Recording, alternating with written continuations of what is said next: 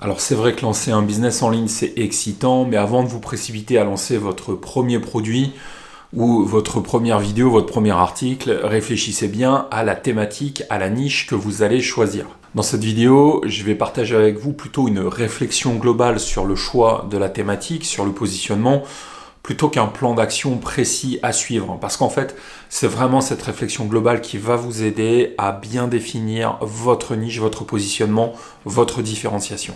De toute façon, je suis certain que vous avez déjà une petite idée en tête sur votre thématique, mais gardez bien en tête que choisir juste une thématique d'infoprenariat, c'est pas tout à fait la même chose que le positionnement. Vous pourriez très bien choisir la thématique du développement personnel, mais comment est-ce que vous allez faire pour y exister? C'est ça la vraie question, c'est ça le positionnement.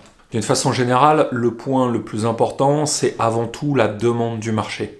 Peu importe votre passion, si personne n'est prêt à payer pour le savoir que vous voulez enseigner, ça restera simplement un hobby. Pour comprendre ça, vous pouvez aller dans n'importe quelle librairie, vous pouvez aller à la FNAC et regarder les différents rayonnages. Vous avez les romans d'amour, les BD, les mangas, les romans policiers, d'espionnage, les bouquins de développement personnel et de business, les essais politiques ou d'histoire. Les catégories qui marchent sont toujours les mêmes. Alors ok, je suis d'accord, peut-être que de temps en temps, vous avez un bouquin qui est un véritable ovni et qui va cartonner, mais je vous mets au défi, si aujourd'hui vous prenez la liste des 10 bouquins les plus vendus en France, ils rentreront dans les catégories que je vous ai citées. Ça veut dire qu'en matière de business, les thématiques, les niches, elles sont déjà validées. Donc le premier conseil que je peux vous donner, si vous hésitez sur le choix de votre thématique, c'est de partir sur quelque chose qui est prouvé, sur quelque chose qui fonctionne. Et aujourd'hui, c'est très facile de voir si quelque chose fonctionne. Il suffit d'aller sur le YouTube francophone ou anglophone et de regarder s'il y a des chaînes et de voir le nombre d'abonnés. Tout ça, c'est des chiffres qui sont publics. Donc aujourd'hui, c'est assez facile de voir ce qui est porteur. Alors, au-delà de la thématique, qui doit être une thématique prouvée, il faut aussi parler de vous. Est-ce que vous allez aimer faire ça? Et c'est là qu'arrive une autre notion qui est celle de l'ikigai. L'ikigai, c'est un concept japonais qui permet de faire des bons choix de vie et on va en parler un petit peu maintenant.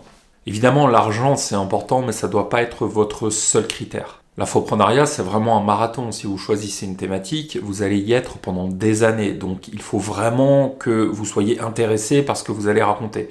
Sinon, vous allez vous lasser très très vite. En quelques mois, vous abandonnerez, je vous le garantis. Donc, l'ikigai, c'est un moyen de trouver le point d'intersection entre ce qui vous passionne, entre votre mission, votre vocation et votre profession. L'ikigai, donc votre raison d'être, c'est lorsque ces 4 zones vont réussir à se rejoindre. Vous avez d'abord ce que vous aimez, donc ça c'est la passion, donc c'est ce qui vous motive, qui vous procure du plaisir. Ensuite, il y a tout le côté talent.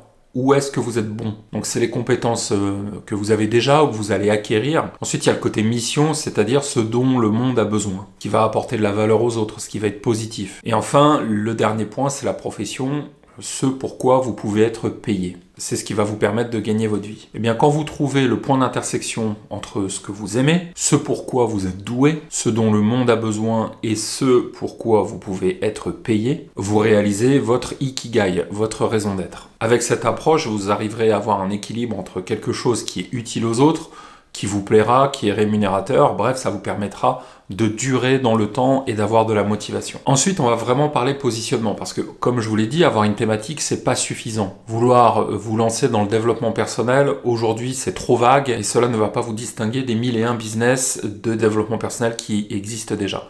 Donc, il faut vraiment que vous travailliez sur votre cri de ralliement.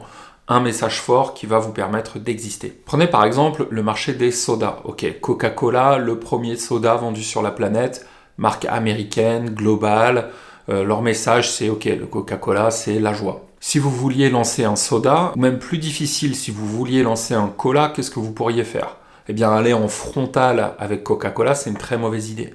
Et en fait, ce qu'il faut comprendre, c'est qu'il y a toujours un trou dans la raquette.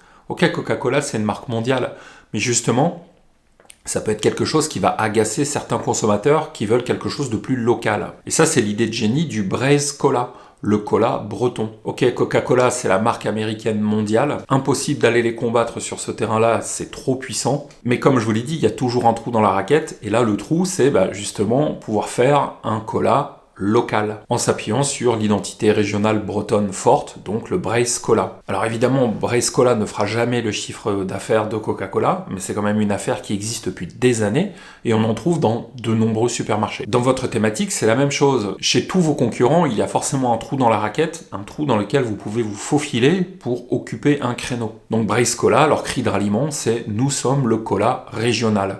À l'opposé du cola mondial. Le positionnement des voitures Volvo, c'est nos voitures sont les plus sûres. Ils n'ont pas joué sur l'image de la vitesse ou du design, ils ont avant tout misé pendant des années sur un message de sécurité. Mais des fois, ça peut être des petits détails, comme par exemple les chaussures Louboutin. Nous, c'est les talons aiguilles de luxe avec la semelle rouge. Et ben, ça fait des chaussures qui sont reconnaissables entre mille. Si vous vouliez vous lancer dans la thématique du make money online, donc gagner de l'argent sur Internet, vous pourriez avoir un cri de ralliement comme ici, vous allez apprendre à créer un petit business complémentaire à 1 000 € par mois. Et ça va vous donner une différenciation par rapport aux gens qui vont être spécialisés plutôt dans la publicité ou d'autres dans la création de vidéos YouTube, etc. Vous pourriez aussi avoir un message qui est le slow business. Au lieu d'essayer de gagner le plus possible, je vais vous montrer comment avoir un équilibre entre votre business internet et votre vie personnelle. Il suffit d'avoir un seul message, vous n'avez même pas besoin d'en avoir deux. Volvo, les voitures sûres, Louboutin, les chaussures aux semelles rouges, Brace Cola, le cola régional. À vous comme ça d'aller repérer les trous dans la raquette de vos concurrents et pour vous y faufiler. Alors peut-être que là vous allez avoir un problème parce que vous allez me dire ok, j'ai identifié une thématique qui me plaît mais j'ai pas encore vraiment l'expertise, je ressens le syndrome de l'imposteur, je vais pas oser me lancer, comment est-ce que je peux faire pour réussir à faire des ventes si je suis pas un champion du monde? Eh bien la bonne nouvelle, c'est qu'il existe des solutions pour se lancer, même si on n'est pas encore expert dans une thématique. Vous pouvez tout à fait aborder votre thématique sous l'angle du débutant enthousiaste. Vos contenus, ça va être vos tests, vos apprentissages, et vous allez construire votre crédibilité de cette façon. Il y a un youtubeur dans le développement personnel qui s'appelle Matt Davella, que j'aime bien. La plupart de ses vidéos, c'est des tests. J'ai essayé le yoga pendant 30 jours, j'ai essayé la musculation pendant 30 jours. On voit bien que c'est pas des sujets sur lesquels il est expert, mais il est dans une démarche qui est sincère et à chaque fois, il apprend beaucoup de choses. Et tous ces apprentissages, ensuite, lui donnent de la crédibilité pour parler de développement personnel et vendre ses formations. Ensuite, le conseil que je voulais vous donner, c'est de travailler comme de la mousse expansive. Alors si vous êtes bricoleur, vous savez peut-être ce que c'est cette mousse expansive. Donc ça se présente sous la forme d'un liquide qu'on va pulvériser et puis au contact de l'air, il y a une réaction chimique et son volume augmente. Et on s'en sert parfois pour faire des emballages ou des choses comme ça. Alors qu'est-ce que j'essaye de vous dire ? Parfois je reçois des emails de gens qui me disent qu'est-ce qui rapporte le plus, se lancer dans la photo ou se lancer dans le développement personnel? Eh bien, si vous prenez la thématique de la photo, vous avez des gens qui gagnent des millions et des gens qui gagnent rien du tout. Et dans le développement personnel, c'est la même chose. Vous avez des gens qui gagnent beaucoup d'argent et des gens qui gagnent rien du tout. Donc, quelle est la meilleure niche? En fait, il n'y a pas de réponse. La seule réponse, c'est ce que vous allez en faire. Votre travail, ça va être comme une mousse expansive. Plus vous allez vous concentrer sur votre business, plus il va grandir. Mais c'est pas un truc qui est lié au choix de la thématique, c'est vraiment lié à l'énergie que vous allez y mettre. Soyez toujours très prudent avec les gens qui vous parlent tout de suite de productivité, de travailler peu, de bosser 2 ou 3 heures par jour. Moi, je vous recommande plutôt une approche différente, c'est de vous dire ok, je vais y aller comme un malade, parce que je vais apprendre énormément de choses, je vais me forger mon expérience, je vais comprendre ce qui marche dans ma thématique, ce qui marche pas. Je vais pouvoir tester plein de choses et de cette façon, je vais devenir meilleur. Et en devenant meilleur, j'aurai plus d'audience, je ferai plus de ventes. Je le vois assez souvent en coaching, il y a toujours une grosse différence entre les gens qui se retroussent les manches et qui travaillent dur et les gens qui cherchent toujours la méthode pour en faire le moins possible. Alors évidemment, je sais que c'est un discours qui est très séduisant, mais au début, jetez-vous à fond dans votre projet pour collecter des informations et de l'expérience. Je pense que le plus dur de toute façon, c'est d'arriver à vos 1000 premiers euros. C'est bien plus difficile de passer de 0 à 1000 € de vente par mois que de 1000 à 3000 ou de 3000 à 5000.